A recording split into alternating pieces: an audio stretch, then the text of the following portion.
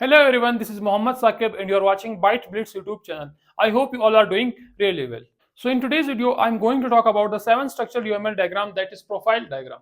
I will explain it step by step with clear examples so you can understand it easily. So if you are new here, make sure to subscribe to the channel and press the bell icon for future updates, and let's start the journey of learning. So first of all हम ये देखते हैं कि जो हमारे पास profile diagram होती है, ये कोई स्पेसिफिक अलग से कोई डायग्राम नहीं होती जिस तरह से क्लास डायग्राम या ऑब्जेक्ट डायग्राम है, बल्कि जो एग्जिस्टिंग डायग्राम्स है उनको इनरिच करने के लिए, उनके अंदर कुछ ऐसी चीजें डालने के लिए हम क्या करते हैं, प्रोफाइल डायग्राम का यूज करते हैं। वो चीजें जो उस डायग्राम में पर्टिकुलरली प्रेजेंट नहीं होती, लेकिन प्रोफाइल डायग्राम को जब हम यूज करते हैं तो उसके अंदर हम वो चीजें एक्स्ट्रा भी डाल सकते हैं।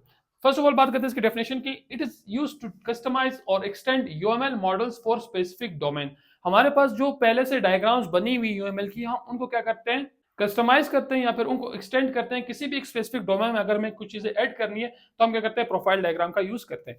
आपके पास सिंपल समझ लें, आपके पास एक क्लास डायग्राम है, जब आप उसके अंदर वो चीजें डालेंगे जो आपको ये प्रोवाइड कर रहा है, तो ये आपके पास क्या बन जाएगी, प्रोफाइल डायग्राम बन जाएगी। बस आपने कुछ एक्स्ट्रा चीजें ऐड करनी है और आप क्लास डायग्राम क्या हो जाएगी, प्रोफाइल डायग्राम बन जाएगी। नेक्स्ट बात करते हैं, it doesn't change the core UML. आपने जो पहले क्लासेस बनाई, जो भी चीज आपकी क्लास डायग्राम के अंदर या किसी भी डायग्राम के अंदर बनाई है, ये उसको चेंज नहीं करता, but let's you add your own stereotypes. आप इसके अंदर अपने स्टीरियोटाइप्स भी ऐड कर सकते हैं, यानी ऐसे लेबल्स या ऐसे टैग्स जिसके थ्रू आप एक एक्स्ट्रा मीनिंग प्रोवाइड करना चाहते हैं। टैग वैल्यूज भी आप इसके अंदर डाल सकते हैं एंड कांस्टेंट भी इसके अंदर आप डाल सकते हैं। तो यूएमएल को हम देखते हैं। यूएमएल में हमारे पास एक बेसिक टूलकिट है जो हमें क्लासेस ऑब्जेक्ट्स चीजें बनाने में हेल्प करती है, और प्रोफाइल डायग्राम क्या करती है, उसी टूलकिट को एक्सटेंड करती है किसी भी एक स्पेसिफिक पर्पस के लिए। फॉर एग्जांपल यहाँ मैंने एक एग्जांपल दी हुई है, if you want e commerce stereotypes, like अगर आपको ई कॉमर्स रिलेटेड स्टीरियोटाइप्स चाहिए, जैसे एंटिटी हमारे पास एक स्टीरियोटाइप है, सर्विस हमारे पास एक स्टीरियोटाइप है, यानी ये हमारे पास एक एक्स्ट्रा टैग या फिर एक एक्स्ट्रा लेबल है। तो अगर आपको ये ऐड करने हैं तो आप ये किसके अंदर ऐड करेंगे, हमारे पास जो हमने एग्जिस्टिंग 6 डायग्राम्स पढ़ी थी उसमें से हमारे पास कहीं पे भी नहीं आ रहे थे। It defines these extensions and how they apply to existing UML elements।